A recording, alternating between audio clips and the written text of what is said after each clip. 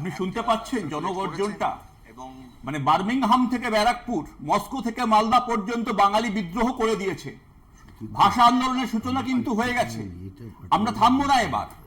মহাবিদ্রোহী রণক্লান্ত আমি সেই দিন হব শান্ত, যে উৎপীড়িতের ক্রন্দন রোল আকাশে বাতাসে সরিবে না, অত্যাচারীর খড়গ কৃপান ভীম রণভূমে রণিবে না।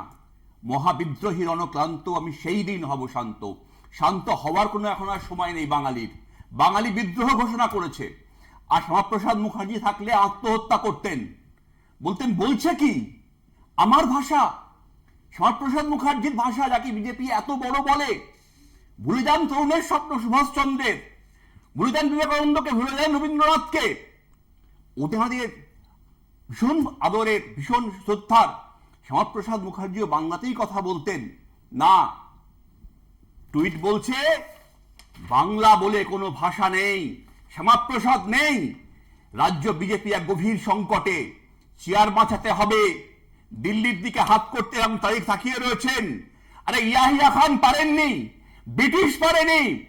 বাংলাকে মুছে দেওয়া সহজ নয়। বঙ্গভঙ্গ করুন আর যাই করুন, ব্রিটিশ বুঝেছিল যে এটা বাঙালি রক্তে লড়াই।